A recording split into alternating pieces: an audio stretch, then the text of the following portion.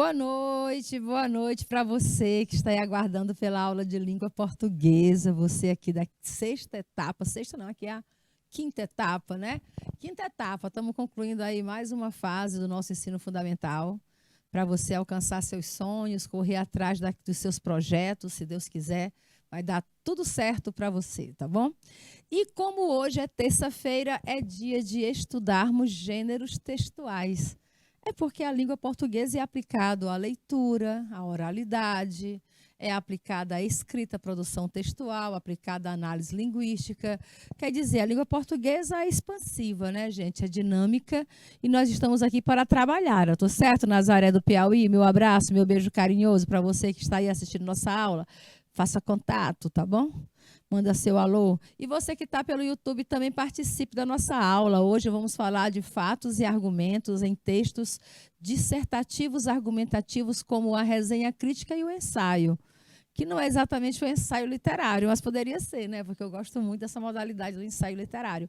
Mas quem sabe se não tem ensaio literário? Porque eu só coloquei ensaios está no plural. Então, pode ser que tenha ensaios críticos, ensaios literários e outros tipos de ensaios aqui para você saber que modalidade textual é essa. São modalidades que a gente trabalha no dia a dia.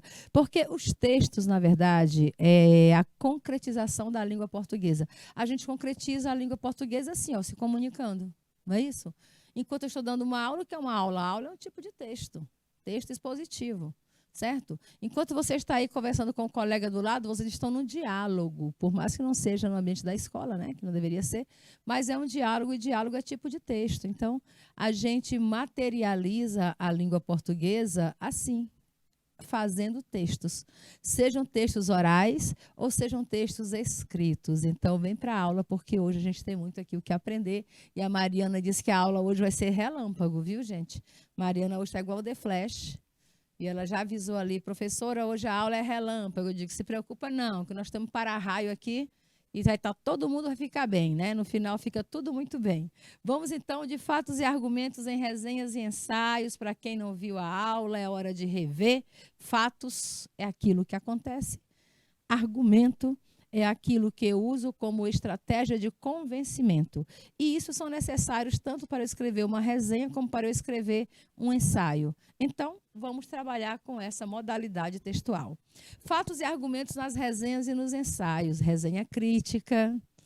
Tem dois tipos de resenha, né, pessoal? Tem a resenha analítica e tem a resenha crítica, tá bom? Vou até fazer essa observação aqui, para que você em casa não fique pensando que a resenha só pode ser crítica, não. Nós temos resenha crítica, mas tem também resenha analítica. A diferença de uma para outra é a questão da tua opinião, né? Na resenha analítica, você só analisa, você analisa a obra, diz como ela é, como ela se apresenta, mas você não emite sua opinião, você não tenta convencer, influenciar o público a gostar ou não daquela obra que você está apresentando. Você nem aprecia nem deprecia, você só diz exatamente aquilo que a obra é. Parece com resumo, professora? É a cara do resumo. Resenha analítica é a cara de resumo. A diferença é que tem mais informações, tá bom? Até spoilers podem ser colocados nas resenhas analíticas. Já a resenha crítica é o meu resumo, só que ao mesmo tempo que eu faço o resumo, eu faço pontuações críticas sobre a obra, ou seja, eu faço o meu posicionamento crítico. Eu digo o que eu pensei e eu pretendo influenciar pessoas a pensar da mesma forma que eu pensei quando eu vi o filme, ou quando eu li aquele livro, ou quando eu escutei aquele álbum de músicas, porque é sobre qualquer tipo de arte, né? De obra artística. Já o ensaio, não. O ensaio pode ser acadêmico, pode ser científico, pode ser literário, tá bom? O ensaio é um texto dissertativo argumentativo, mas se diferencia da resenha crítica por causa da pessoalidade. Enquanto a resenha geralmente é um texto impessoal, o ensaio ele parte para o lado pessoal. Eu posso me colocar dentro do projeto de texto, tá bom? Eu posso ser parte desse projeto aí quando se trata de ensaios. Então, vamos estudar. Primeiro, relembrando que são textos argumentativos, vocês vão ficar careca de saber, mas o importante não é nem ficar careca, é ficar sabendo, né? É ficar conhecedores aqui desse tipo de assunto. Então, a gente diz que texto argumentativo é aquele que tem a finalidade de persuadir o leitor sobre o ponto de vista do autor a respeito do assunto. Então, é colocado um tema, um assunto sobre o qual o autor vai dissertar, porque o texto argumentativo ele é dissertativo, né? Então, ele vai dissertar, vai emitir sua opinião, e, ao mesmo tempo que ele emite a opinião, ele vai tecendo estratégias que buscam o convencimento do leitor, ou do público, ou do ouvinte, com relação ao seu ponto de vista. Às vezes influencia, né? Faz muita gente mudar de opinião, como vocês observam, por exemplo, pesquisas eleitorais, professora, é um texto argumentativo? Não, a pesquisa eleitoral ele é um texto expositivo, né? Ele traz informações que são apuradas ao longo de um trajeto, de uma trajetória. Só que, ao final, termina, sim, influenciando pessoas. Então, de uma forma indireta, porque não existe a intenção, não é essa. A intenção é revelar um quadro, um momento em que se vive, né? Aquele momento específico, e termina por influenciar pessoas, porque a gente joga um jogo no Brasil que ninguém quer ficar do lado que perde, tá certo? Então, quando o texto, além de explicar, claro, além de dizer o que é a coisa, né? Ele também persuade ou ele influencia o interlocutor e modifica seu comportamento, aí você tem o texto dissertativo ou argumentativo. Então, tem que ter esses dois fatores. Tem que ter a explanação do assunto, ou seja, a informação, a informatividade. O texto dissertativo argumentativo tem que ter informatividade e tem que ter também o meu lado de ver aquela informação, a minha interpretação da informação, correto? É o que a gente vê muito nos telejornais de hoje. Tem sempre a pessoa que apresenta o fato, né, que mostra o que está acontecendo, e tem alguém sentado na bancada ali que está para comentar o fato.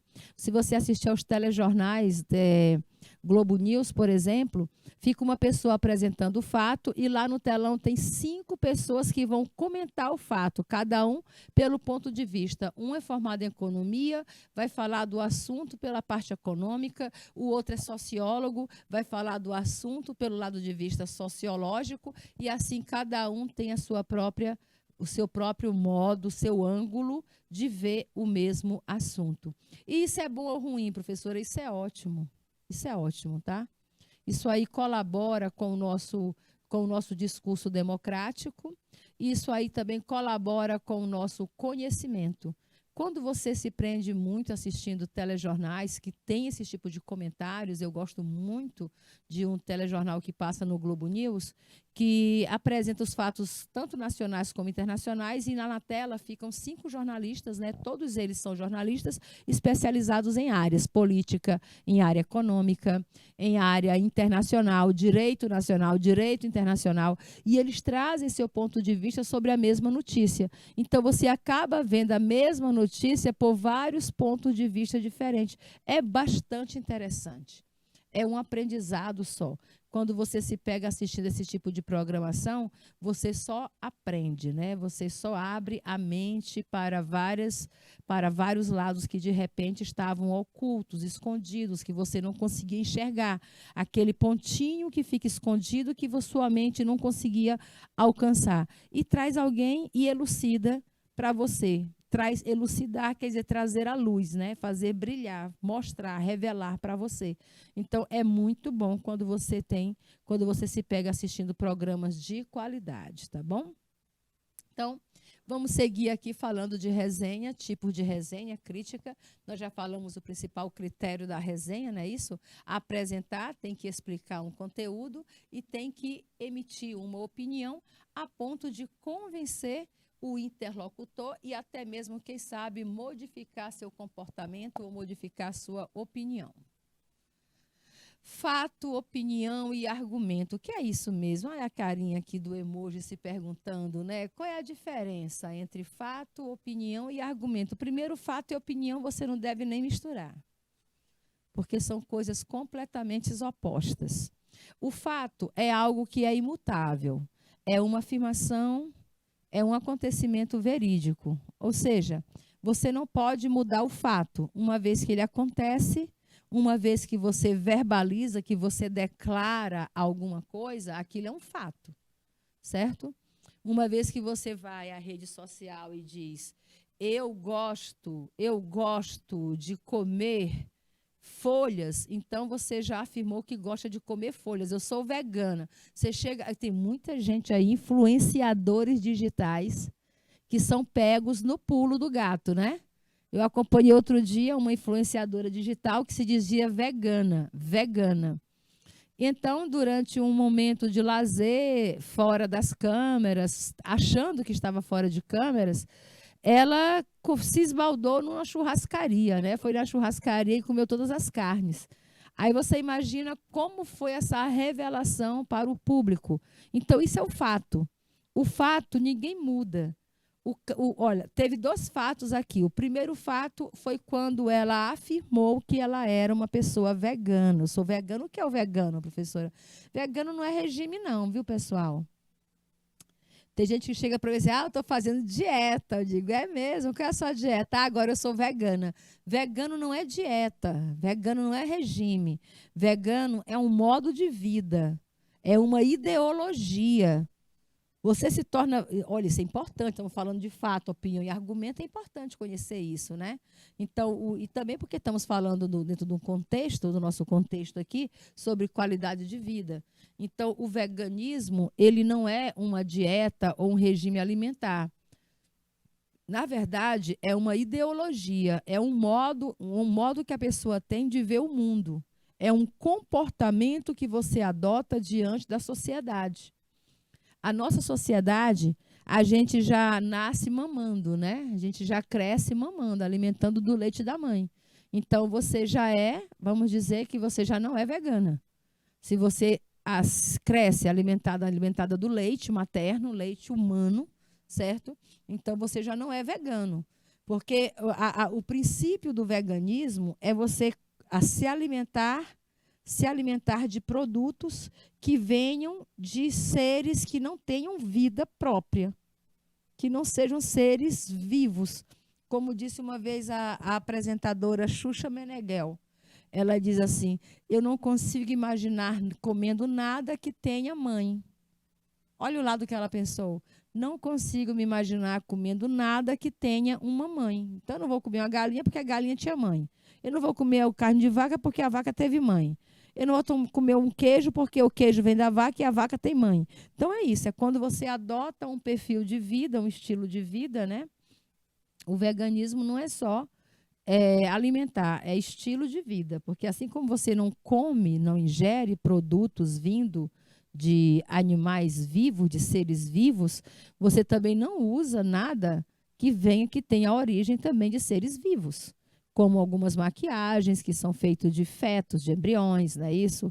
Maquiagens, roupas que vêm de couros, né? Que vêm de couros de bichos, de animais, de pelos de animais. Então, é tudo isso, envolve mais do que se alimentar, tá bom?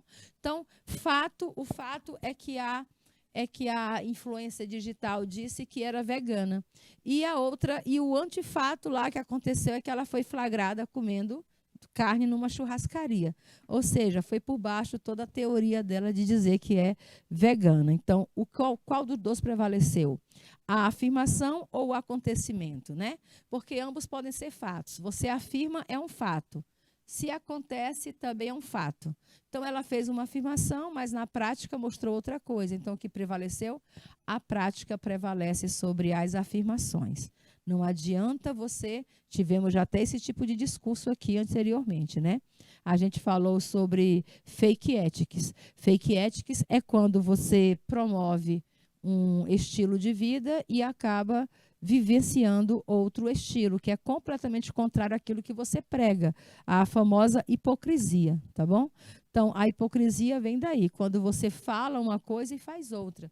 Então, quando a influencer disse que ela era vegana, que vivia um estilo de vida vegana, e depois é flagrada numa churrascaria, ela quebra com tudo aquilo que estava afirmando. E qual dos dois se tornam fatos? O que falou ou o que aconteceu? O que aconteceu não tem como voltar, gente. Palavras voam, né? Palavras saem da boca feito flecha, já dizia Cecília Meirelles, e vão embora, e cortam, e causam efeitos. Mas o ato em si, a prática, é bem mais impactante do que aquilo que você fala. Até porque você pode expressar-se verbalmente de uma forma e ter outro ritmo, estilo de vida, certo? Então, aí você reconhece a famosa fake ethics. Então, acontecimento você não muda. Inclusive, tinha uma revista, até pouco tempo atrás, chamada de Manchete. Eu sou do tempo da revista Manchete, né? E a Manchete tinha um bordão que dizia assim, aconteceu, virou manchete. Aconteceu, gente, virou manchete. Então, porque o acontecimento não muda, é irrevogável. Uma vez que ele acontece, não tem como se voltar atrás. E isso é fato. Fato é aquilo que não pode ser mudado. Já a opinião, observem aqui o que é a opinião. A opinião flutua, né? A opinião é fluida. Opinião é o ponto de vista da pessoa. Não se sabe se é opinião, se uma opinião, se é verídica ou não. Não tem como você chegar, essa tua opinião é falsa. Não existe opinião falsa. Essa tua opinião é verdadeira. Não existe opinião verdadeira. Como não existe a falsa, não existe também a verdadeira. O que existe é a sua opinião. É por isso que durante um debate, durante um discurso, durante um posicionamento, a pessoa pode dizer o seguinte, eu não concordo com a sua opinião. Está correto. Ninguém tem a obrigação de concordar com a opinião do outro, né? Pelo contrário, o ideal é que cada qual tenha a sua própria opinião. Então, se você expôs a sua opinião em público e alguém vai e se manifesta, não, o que você está falando aí é errado. Errado é a pessoa quem falou isso, porque se você expôs uma opinião, não existe opinião falsa nem verdadeira. Existe posicionamento crítico. Ou seja, a opinião se trata daquilo que a pessoa acredita, ok? Opinião se trata daquilo que a pessoa acredita. A minha opinião é aquilo em que eu acredito. Logo, o outro não pode julgar se é verdadeiro ou falso, porque opinião é sumariamente subjetiva, está dentro de mim. Opinião é subjetiva, vem de dentro de mim. O fato, ele é objetivo. Ele acontece independente daquilo que eu tenha que ver, daquilo que eu possa achar. O fato é o fato. O fato eu não posso mudar. O fato eu não posso elaborar. Mas a opinião, sim, a opinião é subjetiva, ela vem do sujeito. Subjetiva é tudo que vem do sujeito. Objetiva é tudo que vem do objeto. Aquilo que acontece fora da gente é objetivo. Aquilo que você não tem domínio sobre o que acontece, porque é um elemento exterior, certo? Ele é objetivo. Agora, aquilo que vem de mim, que sai pela minha boca, pelas minhas ações e minhas atitudes, isso é subjetivo. Isso eu posso ter controle, isso eu posso mudar. Eu posso, da mesma forma que eu posso afirmar, manter, eu também posso mudar. Então, opinião se trata de algo que a pessoa acredita. O argumento, ele não é exatamente nem fato nem opinião, tá bom? O argumento não é fato nem opinião. Então, é saber diferenciar esses três elementos, até porque quando você está dentro de um texto dissertativo argumentativo, esses três elementos eles se encontram. Você vai precisar do fato, que é o tema que você vai debater, você precisa da opinião, que é a tese, a teoria que você vai criar com relação ao fato que foi apresentado no tema, e tem os argumentos, que são as estratégias que você vai usar para defender a sua opinião. Então, vejam só, argumento é um conjunto de afirmações que você usa para convencer uma pessoa sobre alguma coisa, se devido o fato é verídico ou não. Então, o argumento, ele não tem a ver, ele não é o fato e não é a opinião. O argumento é um conjunto de afirmações que você vai que vai usar para sustentar, para validar a sua opinião, e a opinião é relativa ao fato. Entenderam? Então, aqui, o fato é aquilo que me apresentam, é o tema. O fato tem a ver com o tema. O tema é fato, é fatídico. Sempre os temas que são apresentados para a discussão são temas relacionados à sociedade. Como, por exemplo, o último tema da redação do Enem foi sobre a invisibilidade das pessoas que não têm documentos no Brasil. E isso é um fato. Existe realmente uma substancial parcela da sociedade que não tem documento, que são invisíveis ao Brasil, que não tem registros, certo? Isso é um fato, eu não posso mudar. Quer dizer, a gente pode, né? A gente pode mudar, mas hoje não. Hoje não. Você pode mudar ao longo do tempo. Pode reverter isso daí. Então, o tema é o fato.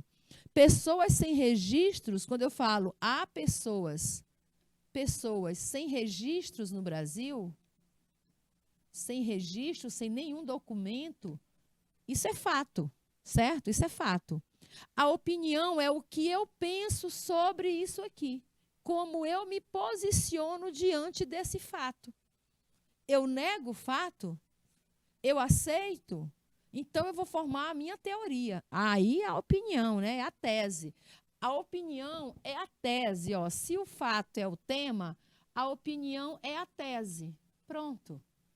O fato é o tema, a opinião é a tese. É aquilo que eu penso com relação ao fato, aquilo que eu vou defender. Uma teoria que eu elaboro para defender esse tema. Então, eu defendo na minha tese, né? Na minha tese, eu concordo com o posicionamento lá do tema, pessoas sem registros, e eu faço a seguinte afirmação, porque a opinião é uma afirmativa também, sobre o fato. Então, eu vou me posicionar da seguinte forma. Eu vou dizer que milhões de brasileiros ainda são invisíveis para o Estado porque não existe uma política de inclusão. Não existe uma política própria de inclusão para esse tipo de pessoas que vivem nas sombras, que vivem sem nenhum tipo de identificação, certo? Então, eu estou me posicionando sobre o fato. Agora, será se essa minha opinião é válida? Aí é que está. Essa aqui é a opinião, é a tese. Agora, eu tenho que validar essa tese. Quando eu penso em validar a tese, aí é que eu entro com os argumentos. Então, na verdade, o argumento vai ser o elemento de validação da tese. Eu tenho que validar a minha teoria através de afirmações. E que conjunto de afirmações são as estratégias? Quando eu falo conjunto de afirmações para convencer alguém, eu estou falando de estratégias argumentativas. Estratégias argumentativas, um arsenal de informações que eu posso utilizar para convencer a pessoa, o meu interlocutor, de que aquela teoria que eu criei é verdadeiramente correta, né? Está correta, correta não, é válida. Não é nenhuma questão de ser certo ou errado, mas a questão de ser válida. Então, eu posso usar exemplos, eu posso usar uma comparação, eu posso usar dados, números, pesquisas, né? Pesquisas. Eu posso até usar obras literárias, obras cinematográficas, obras de arte que me contam essa mesma história. Eu posso dizer, por exemplo, lá no poema de João Cabral de Melo Neto, Morte e Vida Severina, poema escrito em 1952, porém publicado em 1956, o João Cabral de Melo Neto narra a trajetória do Severino, que é como essa pessoa sem registro no Brasil. O Severino, ele mora no interior da Paraíba. Aliás, ele mora no limite, no extremo de Pernambuco com a Paraíba, e para fugir da seca, ele precisa chegar ao Recife, né, que é o litoral. E nessa caminhada, nessa trajetória, ele vai tentando fugir da morte para vencer a vida, e ele termina se deparando com muitas cenas de morte, de fome, de dificuldade. E a primeira dificuldade do Severino, nesse texto, é se apresentar para a gente. A primeira parte do livro é o Severino se apresentando aos leitores. Olha, eu vou dizer quem eu sou, tá bom? E ele tenta, de várias formas, se individualizar. Sabe o que é você ser um indivíduo? É você ser uma pessoa. Você sabe qual é o problema de uma pessoa em situação de rua, pessoa que estão morando na rua? Por que uma pessoa que está morando na rua não consegue um emprego? Porque não tem um comprovante de residência. Olha só, sem comprovante de residência, não consegue se encaixar no emprego. E como é que eu vou ter uma residência se estão me negando o emprego porque eu não tenho a residência? Eu quero um emprego para eu poder ter condições de ter a minha residência. Olha como é contraditório as coisas no Brasil. Pessoas que vivem em situação de rua, geralmente elas não têm onde guardar documentos, elas acabam perdendo essa documentação, elas até esquecem quem elas são, se tornam pessoas invisíveis. Pessoas que a sociedade não enxerga, que o governo não enxerga. E nessa obra, olha aí, eu já iria usar como argumento para defender a minha teoria de que as pessoas são invisíveis porque não existe uma política governamental de inclusão para todos, de inclusão de registro para todos. Eu já diria isso, né? Que lá na obra do João Cabral de Melo Neto, Morte e Vida Severina, uma das primeiras dificuldades que o Severino encontra é a de se identificar para o leitor, se individualizar para o leitor, dizer quem ele é. Ele diz assim, eu vou me apresentar ao leitor. Aí ele diz, o meu nome é Severino. Não tenho outro de Pia. Não tem outro de Pia quer dizer que ele não tem sobrenome. Ele só tem o primeiro nome, o nome dele é só Severino. O meu nome é Severino, não tenho outro de Pia. Pia é o batismo, gente. É na hora do batismo que você ganhava o nome e o sobrenome, né? Então, ele não tem um outro nome, só é Severino. Como há muitos severinos que é santo de Romaria, tem muita gente na região dele que é severino, porque Severino é um santo adorado pela comunidade. Então, como há muitos severinos que é santo de Romaria, deram então de me chamar Severino de Maria. Pronto, ele é o Severino de Maria, porque é o nome da mãe dele. Então, para ele dizer quem é, ele tem que dizer o nome dele, Severino, e o nome da mãe, Maria. Como há muitos severinos com mãe chamada Maria, fiquei sendo da Maria do finado Zacarias. Quer dizer, ainda não foi suficiente. Tem muitos severinos lá que também têm mães chamadas Maria, até porque Maria é um nome bem popular entre as mulheres, principalmente no Brasil, né? Então, nós temos muitas Marias. Então, como tem muitos severinos com mães chamadas Marias, fiquei sendo da Maria do finado Zacarias. Aí pronto, aí fechou, né? Pronto, todo mundo já sabe quem é ele. Ele é o Severino da Maria do finado Zacarias. Não. Mas ele diz, mas isso ainda diz pouco. Há muitos na freguesia. Há muitos o quê? Há muitos severinos com mãe Maria e pai Zacarias. Há muitos na freguesia por causa de um coronel que se chamou Zacarias, que foi o mais antigo morador dessa Sesmaria. Sesmaria é o latifúndio, né? Como então dizer quem fala a hora vossa senhoria? Como é que eu vou apresentar você? Como então dizer quem fala a hora vossa senhoria? Como é que eu vou apresentar você? É o Severino da Maria do Zacarias, lá da Serra da Costela, limite com a Paraíba. Agora ele coloca até o lugar de onde ele vem, até o lugar onde ele mora. Ele é o Severino da mãe Maria, do pai Zacarias, que mora lá na Serra da Costela, que faz limite com a Paraíba. Mas isso ainda diz pouco, se ao menos mais 5 havia.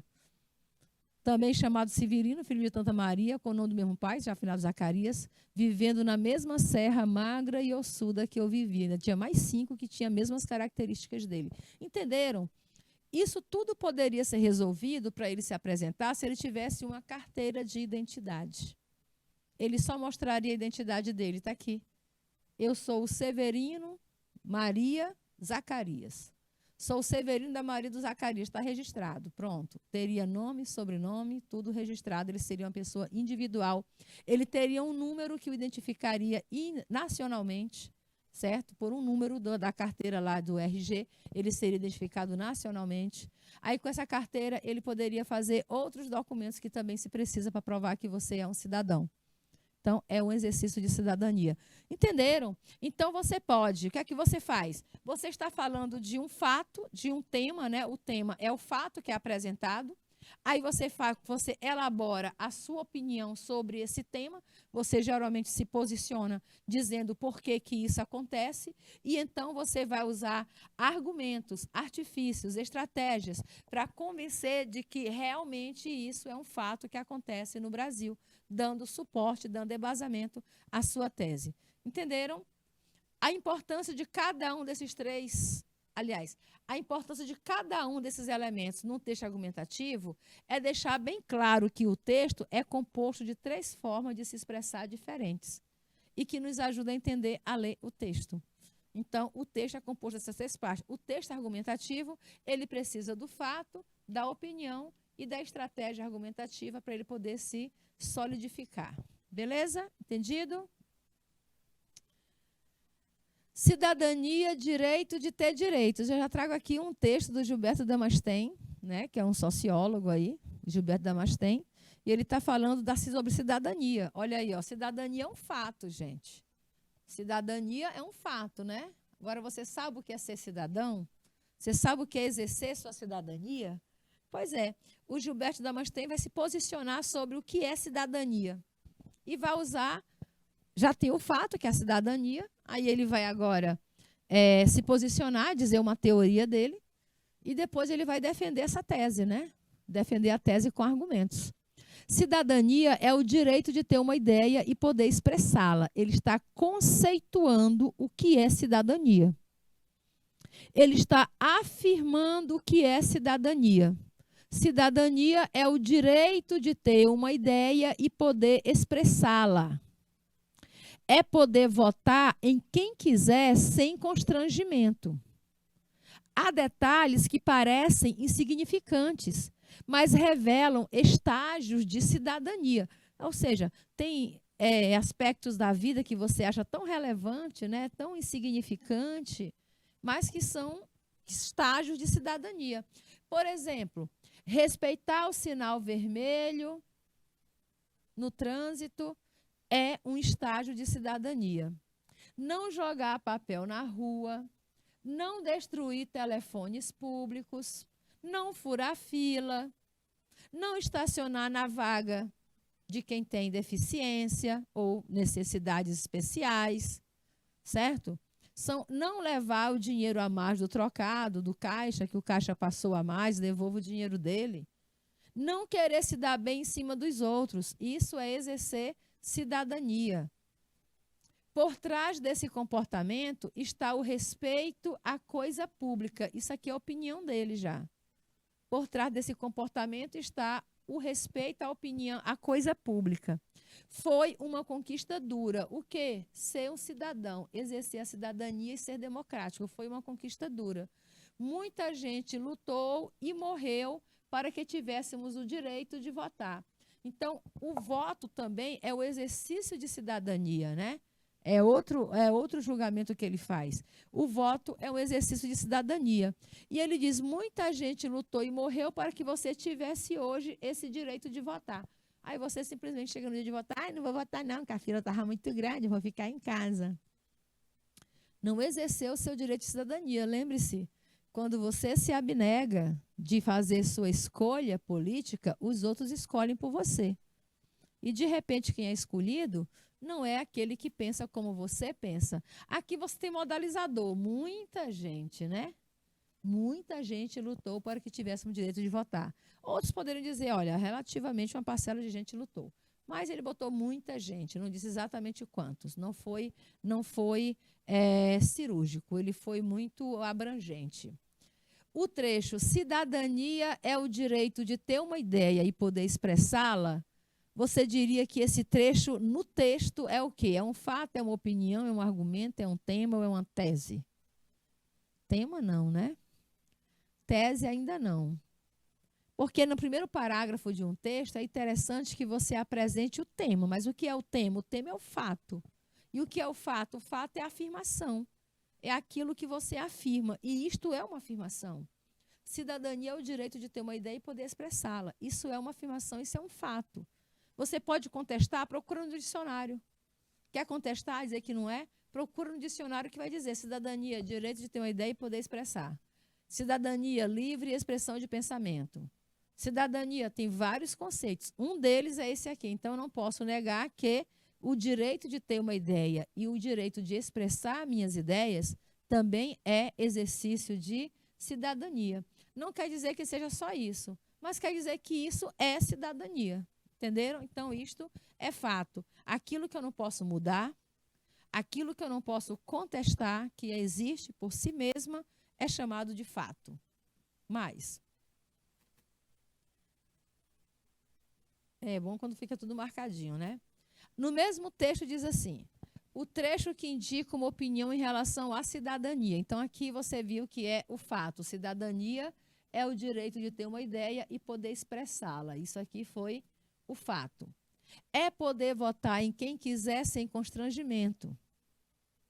Há detalhes. É o direito de ter uma ideia e poder expressá-la. Esse aqui é o fato. Se é o fato, não é a opinião. Opinião é o que eu penso sobre o fato. É poder votar em quem quiser sem constrangimento. Há detalhes que parecem insignificantes, mas revelam estágio de cidadania. Então, é poder votar em quem quiser, revelam estágios de cidadania, foi uma conquista dura. Muita gente lutou. Olha, eu diria que tem duas opiniões aqui. Tem uma primeira opinião que foi uma conquista dura, né? Porque tem um modalizador, olha, tem um adjetivo aqui que modaliza a conquista dura. Alguém pode dizer diferente, olha, foi uma conquista difícil, não dura, porque vai de cada um vai ter um ponto de vista diferente, certo? Muita gente lutou, não é exatamente uma opinião, só uma expressão, mas aqui foi uma opinião sobre o nosso direito de ser cidadão, foi uma conquista dura. Então, nós temos aqui não está marcada, a gente marca então letra D, tá bom? Foi uma conquista dura, é sim a nossa opinião com relação à cidadania. Exercer a cidadania, ou seja, ter o direito de ter uma ideia e poder expressar essa ideia, foi uma conquista dura. Essa é a opinião que eu tenho sobre o fato. O fato, cidadania é o direito de ter uma ideia e poder expressar. A minha opinião sobre isso foi uma conquista dura. Quer dizer, foi muito difícil você ter direito de poder ter ideias e poder expressar as suas ideias. E não é agora que a gente conquistou que a gente vai retroceder. Isso se chama democracia, né? Eu poder expressar a minha ideia, eu ter todo o direito de dizer aquilo que eu penso sem ser constrangido, sem ser combatido. Vocês viram aí o massacre na rede social que aconteceu ontem, não posso me isentar de falar disso, mas a região Nordeste foi massacrada nas redes sociais com a xenofobia, ataques xenofóbicos aos nordestinos, né? Isso tudo por causa de posicionamento crítico, porque o Nordeste vota em X e não em Y. E aí nós sofremos um ataque das outras regiões Sul, Sudeste, que votou no candidato X ou no Y, e não no Y, entendeu? Então, nós fomos atacados, tivemos o nosso direito de expressar nossas ideias atacadas. E isso não é ser cidadão. Quando você ataca o direito do outro, você não está exercendo sua cidadania, ainda está tirando o direito do outro de exercê-la também. Certo? E a gente não pode estar trabalhando com textos argumentativos, dissertativos, posicionamento crítico, sem olhar para a realidade e sem expressar as nossas opiniões. Continua. Ainda sobre esse mesmo trecho. O mesmo trecho, só que agora está destacado aqui, ó. Há detalhes que parecem insignificantes, mas revelam, ó a pronúncia, a professora não falou mas, revelam. A professora falou mas, quer dizer porém, né? Porém, revelam estágio de cidadania. 2 pontos, agora depois dos 2 pontos, o que eu faço? O que eu faço depois dos 2 pontos? Eu posso enumerar alguns exemplos. E ele fez isso. Ele enumerou alguns exemplos de o que é estágios de cidadania. Para ele, estágio de cidadania, respeitar o sinal vermelho no trânsito, respeitar a opinião alheia, respeitar o direito de pensar diferente, respeitar o direito de ser diferente, respeitar a pele preta como a pele branca, como a pele vermelha, respeitar o sexo masculino, o feminino, ou o bigênero, ou o não gênero, a liberdade que a pessoa tem que ser. Nós devemos saber respeitar. Respeitar não só o sinal vermelho, como diz a música do Belchior. E o sinal está vermelho para nós, que somos jovens, né? Não é somente respeitar o sinal vermelho. Respeitar as diferenças. Respeitar a individualidade. Não jogar papel na rua. Não jogar lixo na rua. Não jogar qualquer coisa na rua, principalmente animais domésticos, animais de estimação, que para você encher o saco de limpar cocô em casa, pega os filhotinhos e joga no meio da rua. Isso não é ser cidadão. Não destruir telefone público, não destruir escola pública, não destruir nenhum tipo de patrimônio público. Não é porque é público que você tem o direito de chegar e quebrar, de riscar. Você está na escola assistindo a nossa aula, você não tem o direito de quebrar o bebedouro que todo mundo usa. Você não tem direito de pegar a sua caneta enquanto você está entediado dessa aula e ficar riscando a carteira que outros colegas também vão usar. Então, respeitar, quando você aprende a respeitar o que é público, você aprende a respeitar o que é privado. Porque não esqueçam que uma parte do público pertence a você também. É por isso que é chamado de público, porque você também tem parte de tudo isso. Então, é sobre esse fragmento agora, que foi destacado do texto, que está em negrito, que vem a pergunta. A parte destacada no texto é um exemplo de quê? Ora, está na cara, né? O que é isso daí? É fato, é opinião, é argumento, né, gente? Que argumento que eu falei para vocês? Argumento, deixa eu dar aqui o gabarito logo, porque nós somos desses, não está marcando o gabarito, a gente marca, porque os gabaritos que deveriam aparecer, né, nas outras alternativas, ficaram tudo na primeira. Na primeira vocês viram que todos os gabaritos ficaram vermelhos. Então, o que é o argumento? O argumento é quando você dá exemplos, é quando você faz uma comparação, quando você apresenta dados estatísticos ou quando você comprova para alguém que aquilo que você defendeu, que aquilo que você falou é válido, tem validade. Beleza? Estamos falando de fatos, argumentos e opiniões sobre os textos Resenha Crítica e Ensaios. Daqui a pouco a gente retorna com nossa aula.